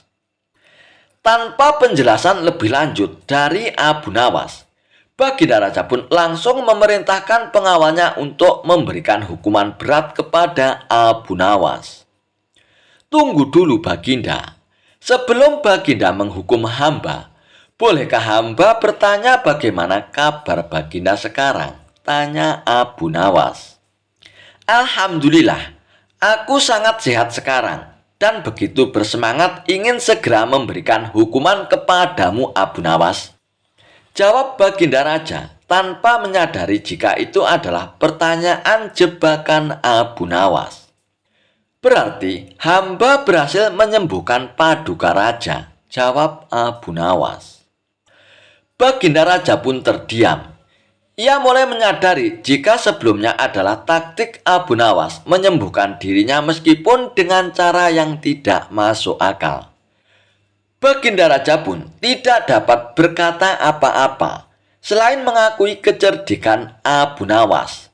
Dan akhirnya ia pun memberikan hadiah atas keberhasilannya dalam sayembara menyembuhkan Baginda Raja. Kisah Abu Nawas mengajari lembu mengaji Al-Quran. Suatu hari, Baginda Raja Harun Ar-Rasyid memanggil Abu Nawas untuk datang ke istana. Baginda Raja pun menyuruh pengawalnya untuk memanggil Abu Nawas. Hai pengawal, panggil Abu Nawas kemari hari ini juga, titah Baginda Raja. Lalu pengawal itu pun bergegas menuju ke rumah Abu Nawas. Sesampainya di rumah Abu Nawas, pengawal itu pun berkata kepada Abu Nawas, Tuan Abu Nawas, Baginda Raja mempersilakan Tuan untuk datang ke istana hari ini juga. Hai pengawal, memangnya ada apa aku dipanggil ke istana? Hamba tidak tahu Tuan, mungkin Baginda Raja nanti di istana akan memberi penjelasan kepada Tuan Abu Nawas, ucap pengawal itu. Baiklah, mari kita datang ke istana kalau begitu pengawal, ucap Abu Nawas. Lalu pengawal dan Abu Nawas pun bergegas menuju istana. Tak beberapa lama kemudian, akhirnya Abu Nawas pun tiba di istana. Abu Nawas pun langsung menghadap Baginda Raja. Hai Abu Nawas, kata Baginda Raja, tahukah kamu mengapa aku panggil kemari? Aku minta tolong kepadamu Abu Nawas untuk mengajari lembuku ini supaya bisa mengaji Al-Quran.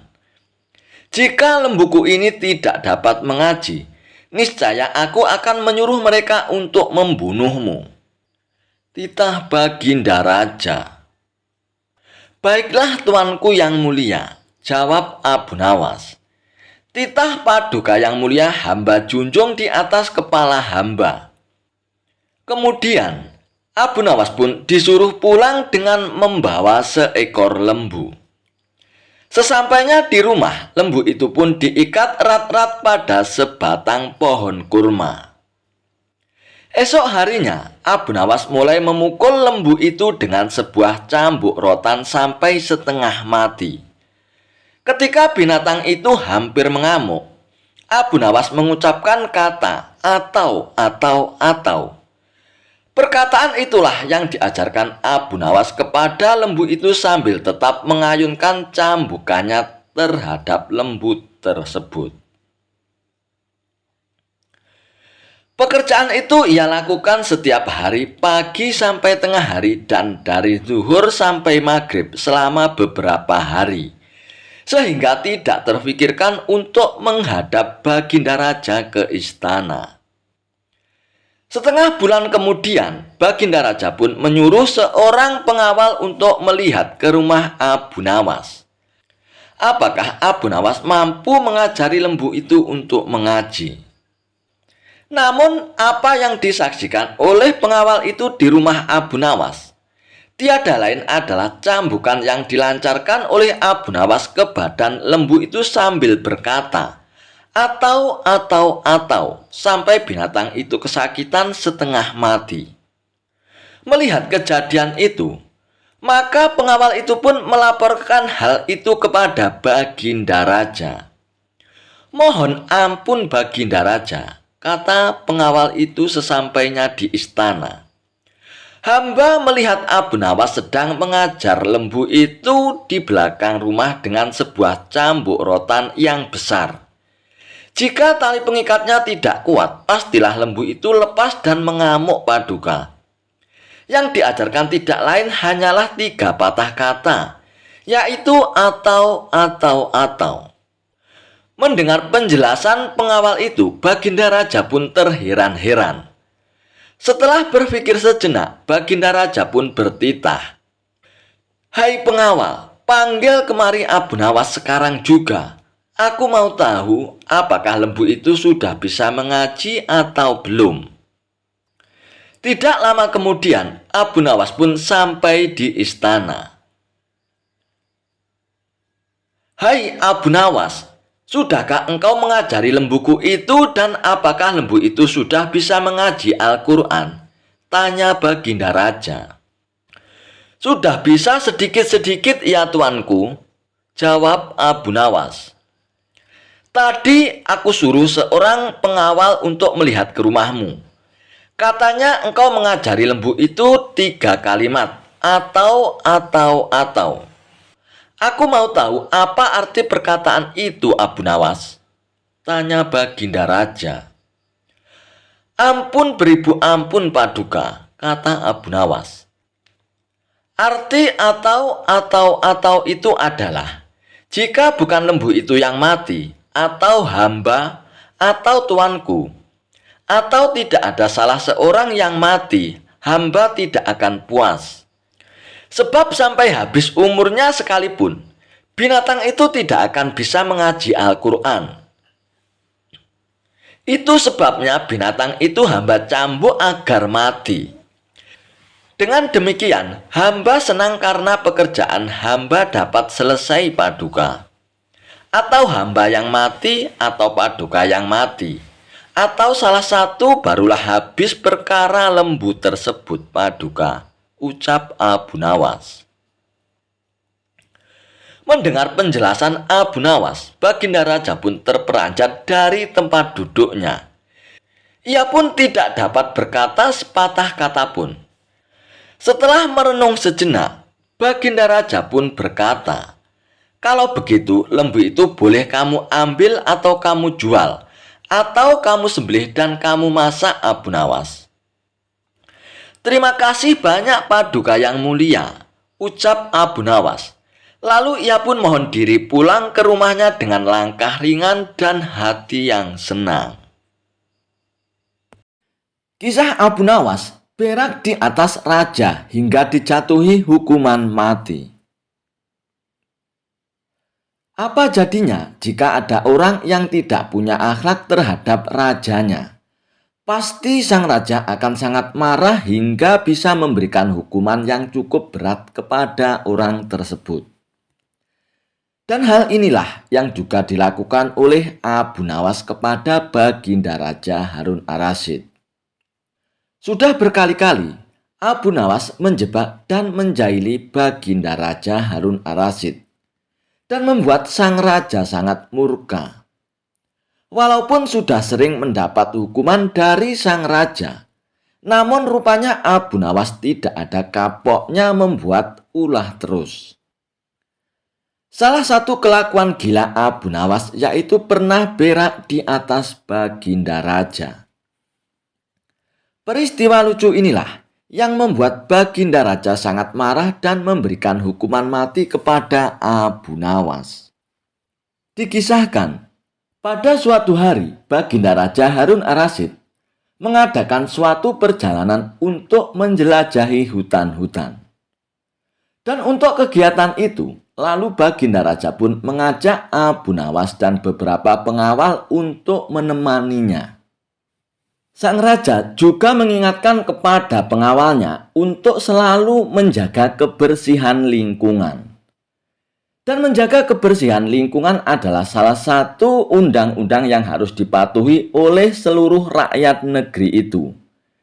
Dan siapapun yang berani melanggarnya, maka akan dikenakan sanksi hukuman mati. Lalu sang raja pun berkata kepada Abu Nawas dan para pengawalnya, "Wahai kalian semua, aku ingatkan kalian tentang pentingnya undang-undang untuk menjaga kebersihan lingkungan. Siapapun dilarang buang air besar di sungai kecuali aku. Apabila hendak buang air besar di sungai, harus lebih dahulu izin kepadaku. Siapapun yang melanggar undang-undang ini, maka akan dikenakan sanksi hukuman mati. Paham kalian semua?" ucap Baginda Raja. "Siap Paduka yang mulia," sahut para pengawal. Kemudian, sang raja dan rombongan pun melanjutkan perjalanan menjelajahi hutan. Ketika perjalanan berada di tengah hutan, tiba-tiba perut sang raja mules dan kebelet untuk buang air besar. "Aduh, stop dulu pengawal, stop. Berhenti dulu. Kita berhenti di sini dulu pengawal. Perutku sakit, aku mau buang air besar dulu. Aku sudah tidak tahan pengawal," ucap Baginda Raja. Dan akhirnya perjalanan pun dihentikan. Lalu Baginda Raja pun mencari sungai untuk buang hajatnya.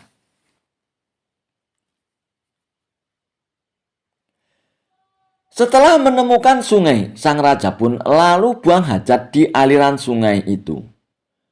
Kondisi aliran sungai yang digunakan sang raja untuk buang hajat mengalir menuju ke arah utara. Dan pada waktu yang bersamaan, Abu Nawas juga ikut kebelet untuk buang air besar. Dia pun kebingungan mau buang air besar di mana. Tetapi dengan nekatnya, Abu Nawas lalu memutuskan pergi menuju sungai untuk buang air besar. Dengan sembrononya, Abu Nawas lalu berak di sungai tempat sang raja buang hajat. Tepatnya di atas sang raja yang airnya mengalir ke arah Baginda Raja. Dengan leganya, Abu Nawas pun lalu berak di sungai itu. Dan ternyata kotoran Abu Nawas lalu terbawa aliran sungai yang menuju ke arah Baginda Raja. Dan tidak terduga, ternyata kotoran Abu Nawas yang terbawa aliran sungai mendekati Baginda Raja.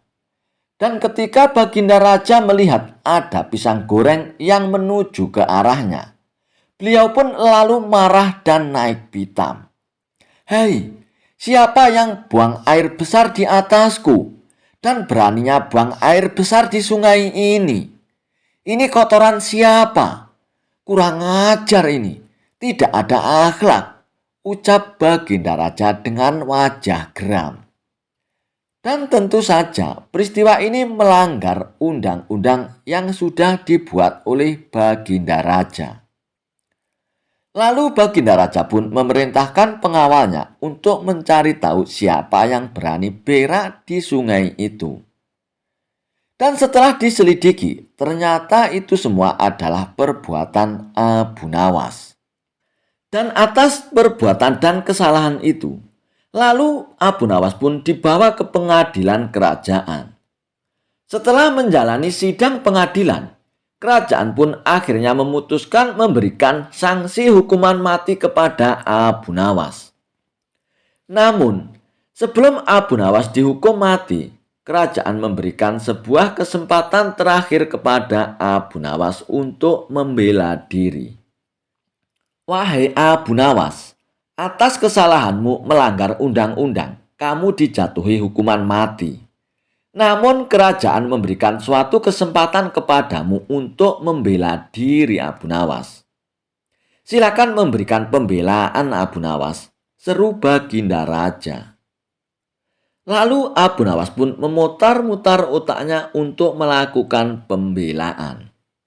Setelah berpikir sejenak, lalu Abu Nawas pun berkata kepada Baginda Raja, "Wahai Paduka yang mulia, sebenarnya aku ini sangat rela dihukum mati.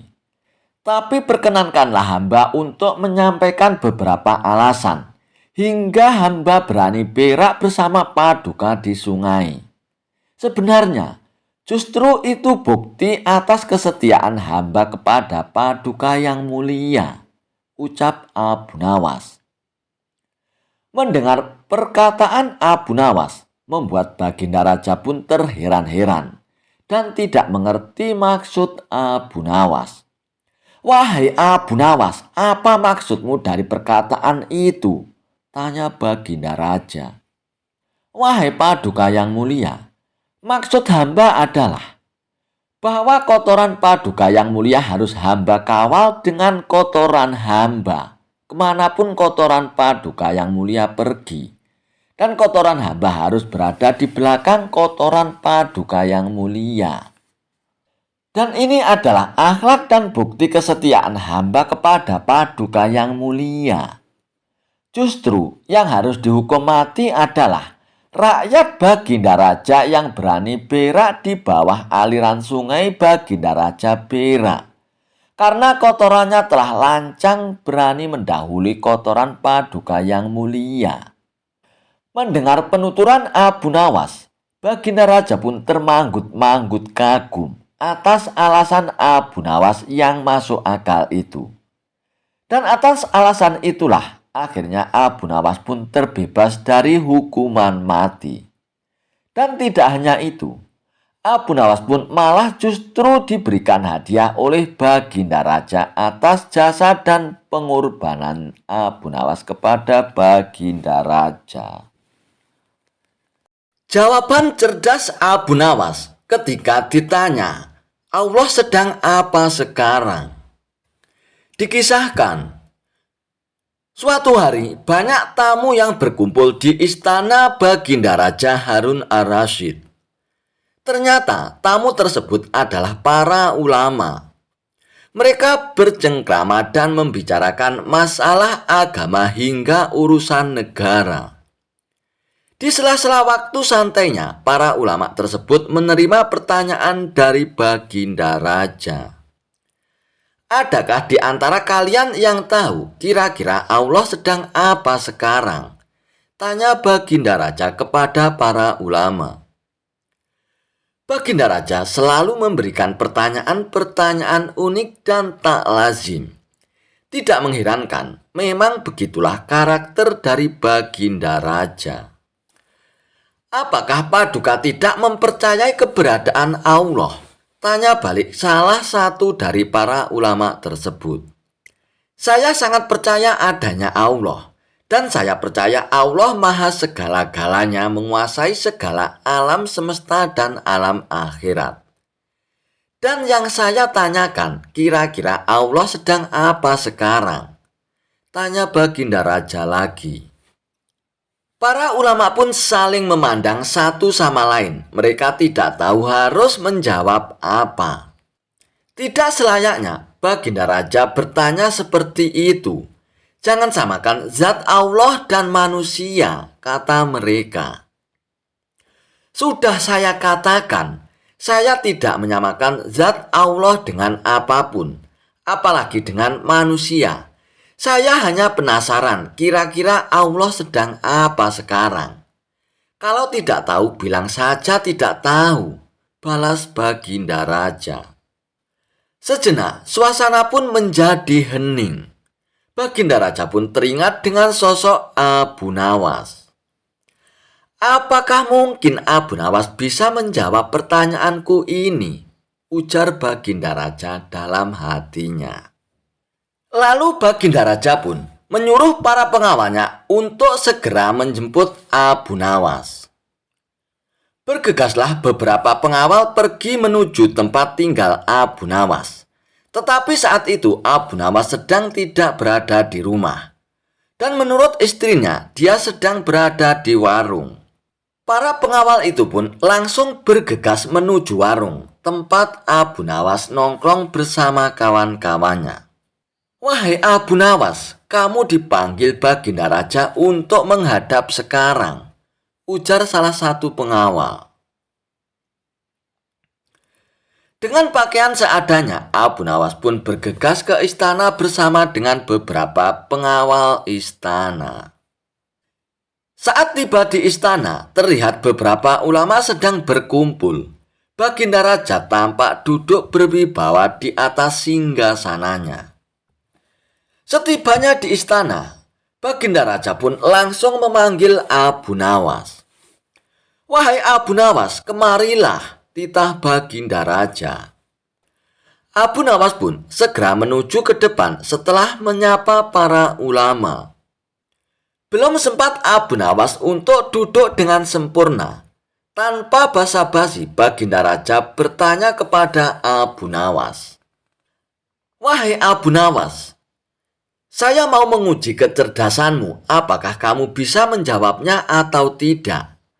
"Para ulama di sini tidak ada yang bisa menjawab pertanyaanku, Abu Nawas," ujar Baginda Raja kepada Abu Nawas. "Wahai Paduka yang mulia, beliau-beliau ini adalah ulama yang berilmu agama tinggi, sedangkan hamba hanyalah orang biasa. Tidak pantas rasanya kalau saya menjawab pertanyaan Paduka yang mulia," sahut Abu Nawas. "Namun, jika berkenan, pertanyaan seperti apakah yang Paduka tanyakan?" sambung Abu Nawas. "Tadi saya bertanya kepada para ulama di sini, kira-kira Allah sedang apa sekarang? Tapi tidak ada satupun yang bisa menjawabnya, Abu Nawas. Apakah kamu tahu Allah sedang apa sekarang?" tanya Baginda Raja dengan penasaran. Sejenak Abu Nawas pun terdiam mendengar pertanyaan yang dilontarkan oleh Baginda Raja. "Saya bisa menjawabnya, Paduka, tapi ada syaratnya," ujar Abu Nawas. Dengan sedikit terkejut, Baginda Raja pun menjawab, "Apa syaratnya, Abu Nawas?" "Syaratnya adalah saya harus duduk di singgasana Baginda Raja, dan Baginda Raja harus duduk di bawah bersama para ulama," jawab Abu Nawas. Baginda Raja pun menuruti permintaan Abu Nawas karena penasaran, meskipun agak heran dengan permintaan tersebut. Setelah menduduki singgasana Baginda Raja, Abu Nawas pun berkata dengan lantang, "Kalau Baginda Raja ingin tahu Allah sedang apa sekarang, saksikanlah Allah sedang mengangkat Abu Nawas jadi raja dan Harun ar-Rasyid jadi rakyat biasa." Mendengar jawaban Abu Nawas, Baginda Raja pun tertawa dan diiringi oleh para ulama yang sedang duduk di samping Baginda Raja. Dan jawaban Abu Nawas itu memiliki makna bahwa apa yang dilakukannya merupakan kehendak Allah Subhanahu wa Ta'ala. "Pintar sekali kamu, Abu Nawas. Kamu malah memanfaatkan pertanyaan ini untuk bisa duduk di atas singgasanaku. Tapi memang yang kamu katakan itu benar. Maka aku pun tidak bisa marah kepadamu, Abu Nawas," ujar Baginda Raja. Dan Baginda Raja pun terpana dengan kecerdasan Abu Nawas dan akhirnya memberikan hadiah kepada Abu Nawas.